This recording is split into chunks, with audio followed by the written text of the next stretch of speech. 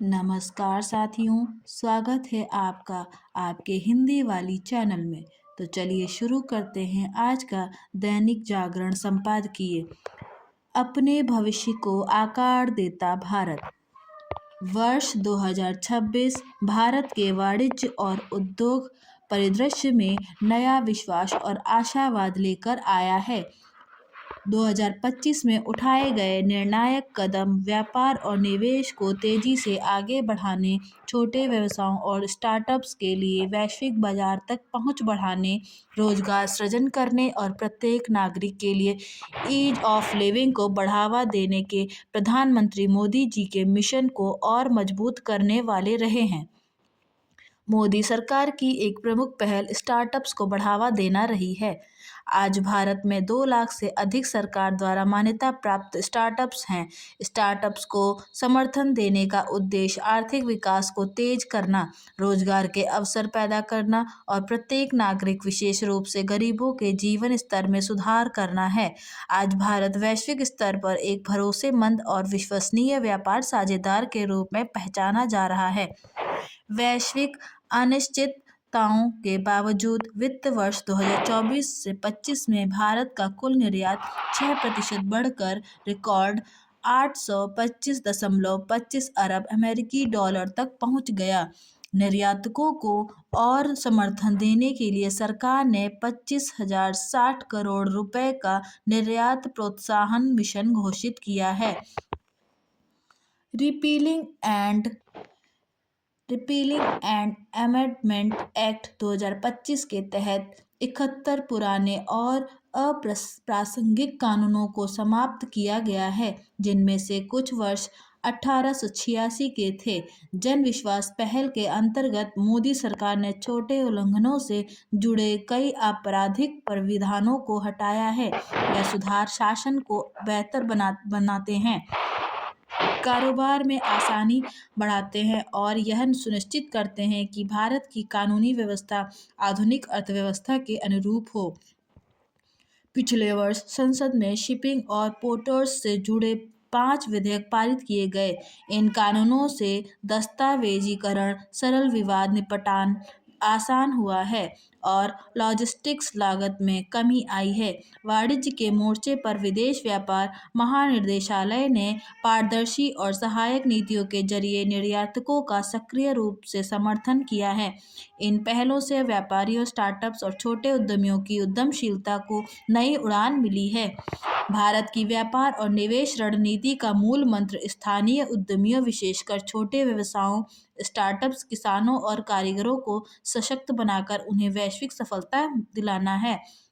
इसी के अंतर्गत भारत ने पिछले वर्ष 3 मुक्त व्यापार समझौते FTA किए, जिनसे भारतीय उत्पादकों को यूके, न्यूजीलैंड और ओमान जैसे विकसित बाजारों में ड्यूटी फ्री पहुंच मिली। ये FTA भी सुधार प्रक्रिया का हिस्सा है। यूपीए सरकार के विपरीत मोदी सरकार ने विकसित देशों के साथ संतुलित और लाभकारी समझौतों को प्राथमिकता दी है। इन FTA से रोजगार सृजन तेज होगा, निवेश बढ़ेगा और छोटे व्यवसायों, छात्रों, महिलाओं, किसानों और युवाओं के लिए परिवर्तनकारी अवसर खुलेंगे। मुक्त व्यापार समझौतों के अतिरिक्त स्विट्जरलैंड, नॉर्वे, आइसलैंड और लिechtenstein वाले यूरोपीय मुक्त व्यापार संघ EFTA के साथ 2024 में किया गया FTA भी अब लागू हो चुका है। सभी FTA में भारत के कृषि और डेयरी क्षेत्रों को सुरक्षित रखा गया है। न्यूजीलैंड और ऑस्ट्रेलिया जैसे बड़े वैश्विक डेयरी निर्यातकों के साथ समझौतों में भी यह शामिल है। इनसे भारतीय निर्यात को त्वरित या शीघ्र टैरिफ समाप्ति का लाभ मिलता है, जबकि भारत में बाजार खोलना संतुलित और चरणबद्ध रखा गया है। न्यूजीलैंड ने अगले 15 वर्षों में 20 अरब अमेरिकी डॉलर के प्रत्यक्ष विदेशी निवेश की प्रतिबद्धता जताई है, जो भारत द्वारा EFTA देशों के साथ किए गए मुक्त व्यापार समझौते में अपनाए गए नवोन्मेषी निवेश संबंध प्रावधानों को प्रतिबिंबित करता है। यह निवेश कृषि, डेयरी, MSMI, शिक्षा, खेल और युवा विकास में सहायक होगा, जिससे समावेशी और व्यापक विकास सुनिश्चित होगा। 2024 से 25 तक के पिछले 11 वित्तीय वर्षों में भारत ने 748 अरब अमेरिकी डॉलर का प्रत्यक्ष विदेशी निवेश आकर्षित किया, जो उससे पहले के 11 वर्षों में आए 308 अरब अमेरिकी डॉलर से लगभग 2.5 गुना है। यह इसलिए भी महत्वपूर्ण है क्योंकि मोदी सरकार को एक समय फ्रेजाइल 5 कही जाने वाली अर्थव्यवस्था विरासत में मिली थी। भ्रष्टाचार मुक्त शासन, साहसिक सुधारों और वित्तीय अनुशासन के जरिए उन्होंने भारत को व्यापार और निवेश के लिए पसंदीदा गंतव्य बनाया। भारत ने 2025 का समापन एक बड़ी उपलब्धि के साथ किया, जापान को पीछे छोड़ते हुए विश्व की चौथी सबसे बड़ी अर्थव्यवस्था बनना और अब जर्मनी को पीछे छोड़ने की दिशा में तेजी से आगे बढ़ना। श्रमिकों के लाभ बढ़ाने के लिए मोदी सरकार ने ऐतिहासिक श्रम सुधार किए हैं, जिनके तहत 29 खंडित कानूनों को 4 आधुनिक श्रम संहिताओं में समाहित किया गया है। इनका उद्देश्य उचित वेतन, समय पर भुगतान, सामाजिक सुरक्षा और संरक्षण सुनिश्चित करना है। साथ ही महिलाओं की कार्यबल में भागीदारी बढ़ाना है। जीएसटी सुधारों से हर भारतीय नागरिक को लाभ हुआ है, जिससे एक स्वच्छ 2 स्लैब संरचना बनी है। इससे घरों, एमएसएमई, किसानों और श्रम प्रधानों क्षेत्रों पर बोझ कम होगा। 2025 एक सेतु निर्माण का वर्ष रहा है। आगे और भी उत्साहजनक कदम आने वाले हैं। नीति आयोग के सदस्य राजीव गौबा के नेतृत्व में एक पैनल व्यापक सुधारों का अध्ययन कर रहा है, जो प्रधानमंत्री की रिफॉर्म एक्सप्रेस को और तेज करेगा। भारत का लक्ष्य स्पष्ट है: प्रतिस्पर्धी व्यापार, नवोन्मेषी उद्योग और एक मजबूत आत्मनिर्भर अर्थव्यवस्था के माध्यम से विकसित भारत का निर्माण। भारत के निर्यातकों, निर्माताओं, किसानों और सेवा प्रदाताओं की सफलता ही राष्ट्र की सफलता है। भारत सिर्फ भविष्य की तैयारी नहीं कर रहा, वह उसे आकार दे रहा है। निर्णायक नेतृत्व, साहसिक सुधारों और स्पष्ट वैश्विक रणनीति के साथ भारत अपनी शर्तों पर एक मजबूत, आत्मनिर्भर और विश्वसनीय राष्ट्र के रूप में दुनिया से जुड़ रहा है। सबक सिखाती अमेरिकी शिक्षा व्यवस्था। एक आंकड़े के अनुसार अमेरिका के निजी विश्वविद्यालयों में पढ़ने वाले छात्रों में 61% से लेकर 83% तक छात्र कर्ज लेते हैं, जो कॉलेज निजी और सरकारी मदद दोनों से चलते हैं। वहाँ 54 से 61% और सरकारी संस्थान, जिन्हें पब्लिक इंस्टीट्यूशन कहा जाता है, वहाँ भी 33 से 49% छात्रों को कर्ज लेना पड़ता है। अमेरिकी शिक्षा विभाग की प्रमुख agency national centre for education statistics के अनुसार कर्ज की यह राशि हर साल बढ़ती ही जाती है। आज यह राशि अरबों में जा पहुंची है। इस पर लगाने वाले ब्याज की दर भी बहुत ज़्यादा होती है। पिछले साल अमेरिका में हर छात्र के ऊपर $39,375 का कर्ज था। वर्ष 2007 की तुलना में यह 3 गुना अधिक है। आमतौर पर वहाँ मध्य वर्ग के बच्चे कर्ज के बोझ से दबे रहते हैं। मैरीलैंड, जॉर्जिया, वर्जीनिया जैसे राज्यों के छात्र ज़्यादा कर्ज लेते हैं। नौकरी के बाद वे लंबे समय तक कर्ज चुकाते रहते हैं। अधिकांश छात्र 35 से लेकर 49 साल की उम्र तक कर्ज चुकाते हैं। एक तरह से उम्र का बड़ा हिस्सा कर्ज चुकाने में ही निकल जाता है। इसी संदर्भ में हाल में विचारक एस गुरुमूर्ति एक इंटरव्यू में बता रहे थे कि अधिकांश अमेरिकी बच्चे कर्ज लेकर पढ़ाई करते हैं, जबकि भारतीय लोग अपने परिवार को प्राथमिकता देते हैं, इसलिए बच्चों की पढ़ाई पर खर्च करते हैं। वास्तव में हर भारतीय माता पिता चाहता है कि उनका बच्चा खूब पढ़े लिखे। इसके लिए वे अपने सभी संसाधन दांव पर लगा देते हैं, कई बार तो अपना खेत तक बेच देते हैं। कर्ज भी लेना पड़े तो उसकी जिम्मेदारी खुद ही उठाते हैं। कुछ साल पहले जिनेवा में काम करने वाले एक ऐसी अमेरिकी से मिली थी जो 50 साल से अधिक था, लेकिन अभी तक शिक्षा के लिए कर्ज को चुका रहा था। उसका कहना था कि वह इतने पैसे नहीं कमाता कि परिवार का बोझ भी उठा सके और शिक्षा के लिए जो कर्ज लिया था उसकी किस्त भी हर महीने भर सके। अमेरिका में आमतौर पर 10 से लेकर 30 वर्ष तक कर्ज की किस्तें भरनी पड़ती हैं। वहाँ कहा जाता है कि एक बार कर्ज के चक्कर में फंसे तो जीवन भर उसी में फंसे रहते हैं। कर्ज चुकाने में अधिक वर्ष लगने का आशय अधिक ब्याज चुकाना भी है। कल्पना करना कठिन नहीं कि क्यों अमेरिका में बहुत से बच्चे स्कूली शिक्षा के बाद पढ़ाई छोड़ देते हैं, क्योंकि उच्च शिक्षा के संसाधन जुटाना उनके वश का नहीं होता। इसलिए बहुत से युवा किसी न किसी काम में लग जाते हैं। जिस शिक्षा के बारे में कहा जाता है कि वह हर एक के लिए उपलब्ध होनी चाहिए, वास्तव में ऐसा है नहीं। इन दिनों कृत्रिम मेधा यानी एआई के आने के डर से अमेरिका में भी रोजगार के मौके लगातार कम हो रहे हैं। वहाँ बड़ी-बड़ी कंपनियां हजारों की संख्या में लोगों को नौकरी से निकाल रही हैं। इनमें से जो लोग अमेरिकी नागरिक नहीं हैं, वे रोजगार के लिए लगने वाले मेलों में अपना सीवी लेकर जा रहे हैं। तो उनसे पहला सवाल यही पूछा जा रहा है कि वे अमेरिकी नागरिक हैं या नहीं। ना कहते हैं ही उनका सीवी बिना देखे लौटा दिया जा रहा है। इनमें से अधिकांश वे लोग हैं जो अमेरिका में ही पढ़े हैं। इनमें से बहुत ने पढ़ने के लिए कर्ज भी लिया होगा। जब वहाँ रोजगार ही नहीं होगा तो छात्र कर्ज की किस्तें कहाँ से चुकाएंगे। लगता है वहाँ जल्द ही वह समय आएगा जब बच्चे उच्च शिक्षा इसलिए लेना बंद कर देंगे क्योंकि नौकरी की कोई गारंटी नहीं होगी। ऐसे में तब उन विश्वविद्यालयों का क्या होगा जो मशहूर होने के नाम पर इतराते हैं और छात्रों से भारी भरकम फीस वसूलते हैं। जब वहाँ छात्र पढ़ने ही नहीं आएंगे तो वे कर्ज भी नहीं लेंगे। तब जाहिर है कि वे कंपनियां भी खत्म हो जाएंगी जो कर्ज देती हैं।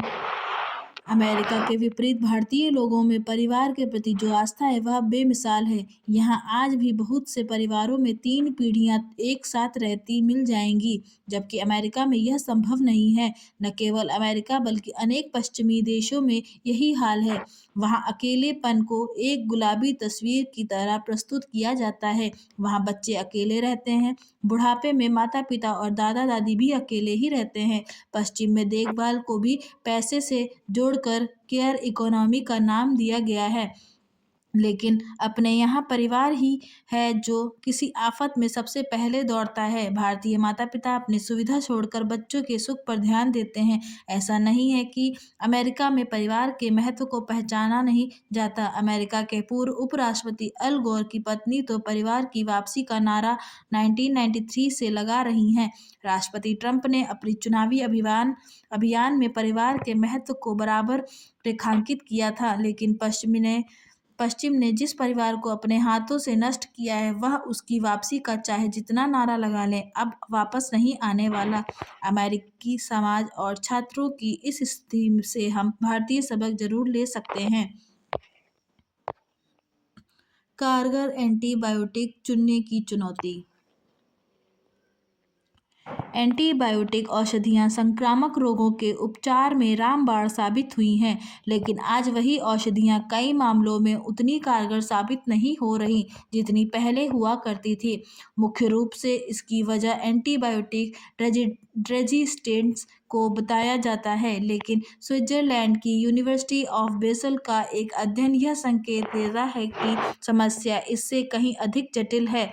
कई बार एंटीबायोटिक बैक्टीरिया को मारने के बजाय सिर्फ उनकी वृद्धि को रोकती है। ऐसे में बैक्टीरिया महीनों तक निष्क्रिय अवस्था में जीवित रहते हैं और उपचार लंबा खिंच जाता है।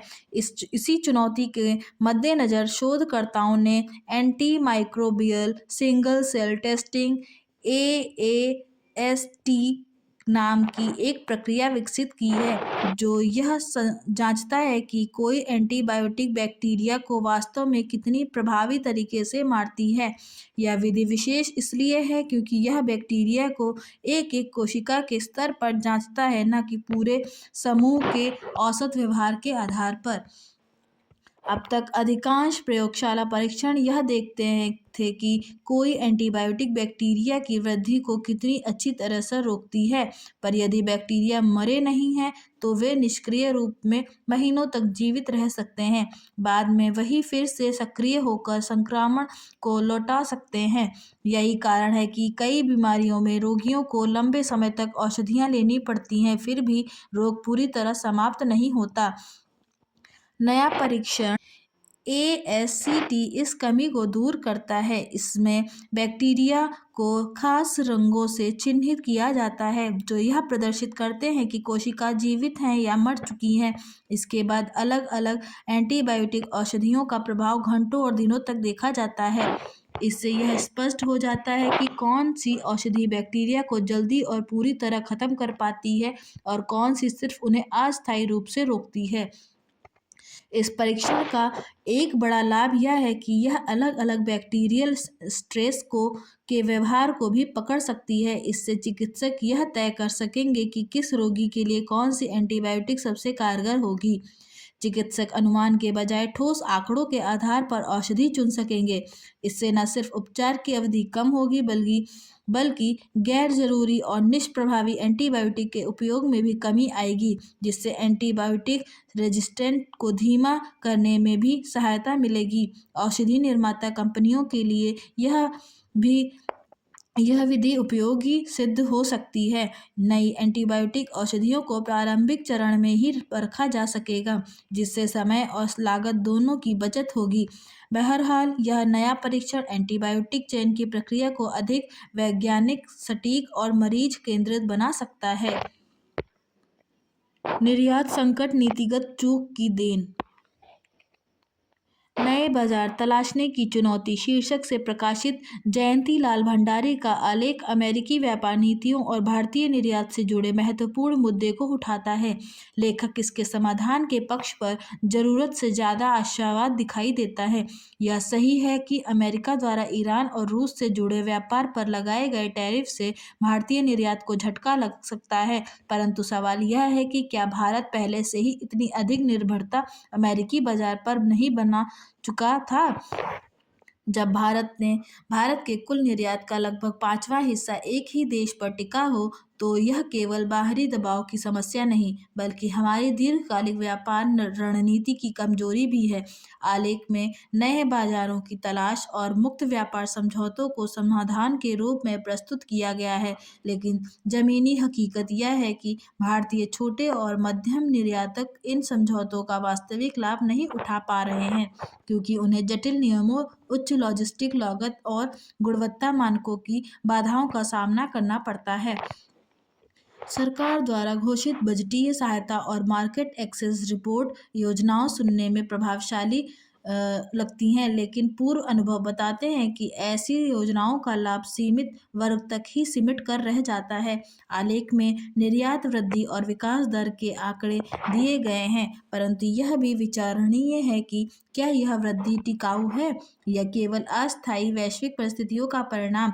असली चुनौती स्थायी निर्यात आधार तैयार करने की है, न कि संकट आने पर विकल्प ढूंढने की। अतः आवश्यकता इस बात की है कि भारत प्रतीकात्मक नहीं बल्कि दूरदर्शी व्यापार नीति अपनाए। अमेरिकी टैरिफ को चुनौती मानने के बजाय उसे अपनी नीतिगत कमजोरियों को सुधारने का अवसर समझना चाहिए। सुरक्षा तंत्र पर भारी पड़ते साइबर अपराधी। समाचार पत्रों में प्रकाशित साइबर अपराधियों द्वारा की गई लूट की घटनाएं पढ़कर भी लोग सावधानी नहीं बरतते और साइबर अपराधियों के झांसे में आकर खुद अपने धन को उनके हवाले कर बैठते हैं। सुनियोजित रूप से किया जाने वाला साइबर अपराध अब देश के सुरक्षा तंत्र पर भारी पड़ने लगा है। अपनी बेवकूफ़ी और असावधानी से लुटा पिटा व्यक्ति जब तक पुलिस में इसकी शिकायत दर्ज करता है, तब तक साइबर अपराधी पुलिस की पकड़ से बाहर हो जाते हैं।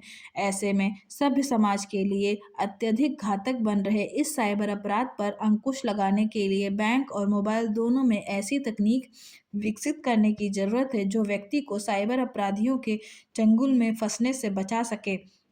लेकिन इससे भी अधिक जरूरत आम आदमी को साइबर अपराध के प्रति सतर्क रहने और व्हाट्सएप पर दिखने वाले फर्जी पुलिस अधिकारियों के झांसे में न आने की है, क्योंकि कोई भी पुलिस अधिकारी व्हाट्सएप कॉल करके पूछताछ नहीं करता और न ही डिजिटल अरेस्ट करता है। साइबर अपराध से बचने का एक ही उपाय है कि अनजान व्हाट्सएप कॉल को कभी भी अटेंड ना करें, और यदि कोई अनजान व्यक्ति बार बार कॉल करके परेशान कर रहा है तो उसका मोबाइल नंबर पुलिस को सौंपते हुए अपनी शिकायत दर्ज करा दें। 10 मिनट डिलीवरी पर रोक। ई कॉमर्स कंपनियों ने अपने मुनाफे और अधिक बिक्री के लिए यह 10 मिनट वाला फंडा लोगों के समक्ष प्रस्तुत किया, जिससे उनके अधिक से अधिक उपभोक्ता बने और बने भी। लोगों ने ऑफलाइन खरीदारी कम कर ऑनलाइन खरीदारी की तरफ रुख कर लिया, पर इन सब के बीच गिग वर्कर्स की जान को खतरा और मानसिक दबाव ध्यान देने योग्य बातें हैं। सरकार ने चाहे 10 मिनट में डिलीवरी पर रोक लगा दी है, पर कंपनियों को गिग वर्कर्स के स्वास्थ्य और वाहन बीमा को सुनिश्चित कर उन्हें सुरक्षा प्रदान करनी चाहिए। भाजपा की एक और जीत।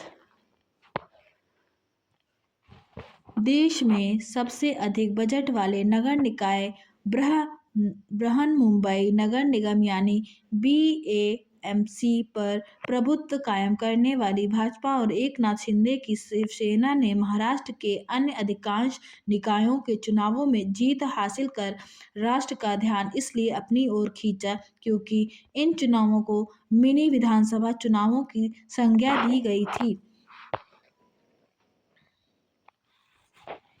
बीएमसी के चुनाव नतीजे पर अधिक ध्यान था क्योंकि यहां पर ठाकरे परिवार की शिवसेना का 25 वर्षों से कब्जा था।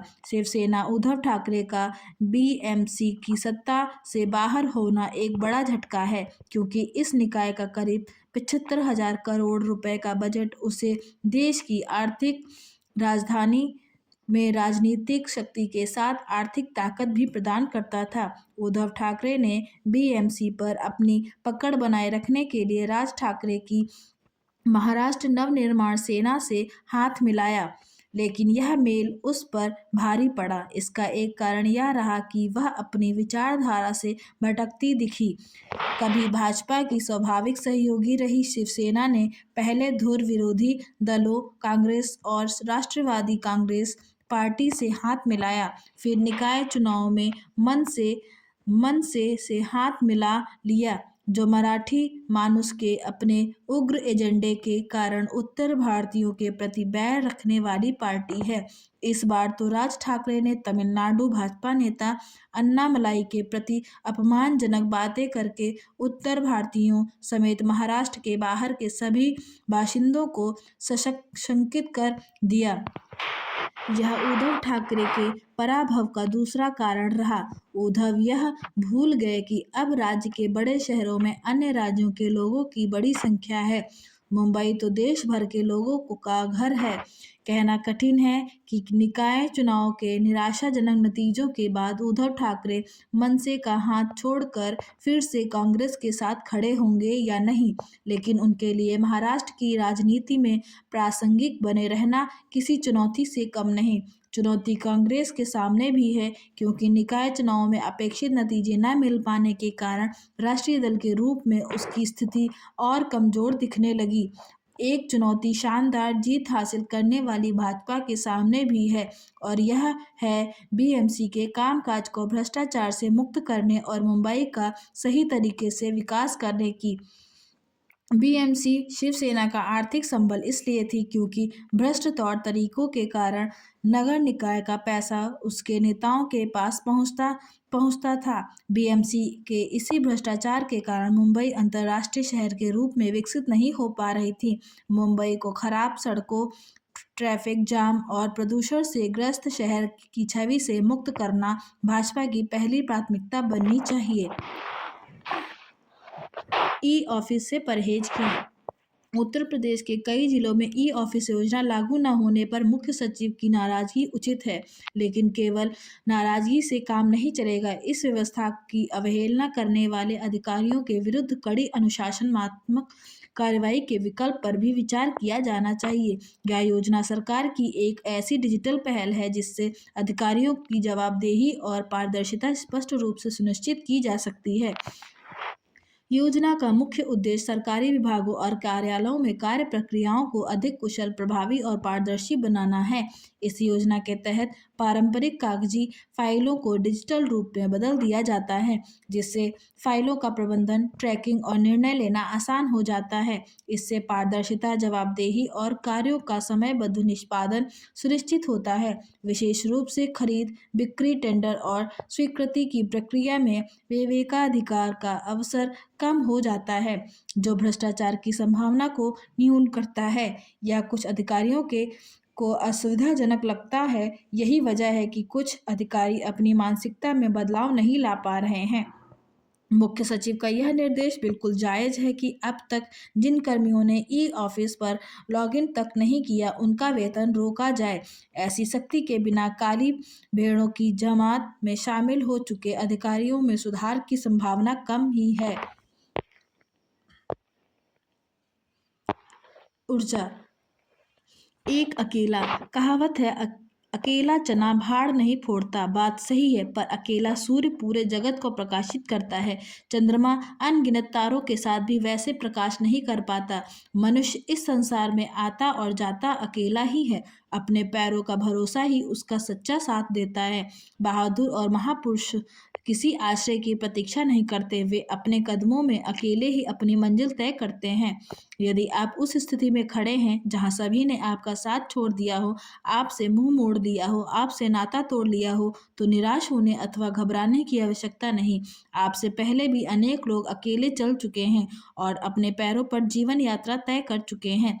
आप अकेले हैं, इस सत्य को स्वीकार कर लेना आपके लिए वरदान सिद्ध होगा। इसका सदुपयोग कीजिए। महान व्यक्ति जो चीज खोजते हैं वह उन्हें अपने भीतर मिलती है, जबकि कमजोर लोग दूसरों का मुंह ताकते रहते हैं। अपने ऊपर निर्भर रहकर ही मनुष्य जीवन में सत्य का साक्षात्कार करता है और कुछ प्राप्त करता है। मनुष्य को दो प्रकार से शिक्षा मिलती है, एक दूसरों के कहने सुनने अथवा अध्ययन से, और दूसरी शिक्षा जीवन और जगत की खुली पुस्तक से, अर्थात अपने अनुभवों से। इनमें दूसरी प्रकार की शिक्षा ही स्थायी होती है। पहली शिक्षा केवल ऊपरी सहायता प्रदान करती है। यही कारण है कि आज ऊंची से ऊंची बातें कहीं और पढ़ी तो जाती हैं, पर उनका वास्तविक लाभ बहुत कम लोगों को मिलता है। उनसे वही व्यक्ति लाभ उठा सकता है जो स्वयं निर्माणशील बुद्धि का प्रयोग करता है। अतः चाहे व्यापार, शिक्षा हो या उद्योग, आविष्कार और उपार्जन के सभी क्षेत्रों में वही व्यक्ति आगे बढ़ सकता है जो अकेलेपन को दुर्बलता नहीं बल्कि शक्ति मानकर उसका प्रयोग करना जानता है। आशा करती हूँ कि आपको यह वीडियो पसंद आई होगी। So please like, share and subscribe जरूर करें। धन्यवाद।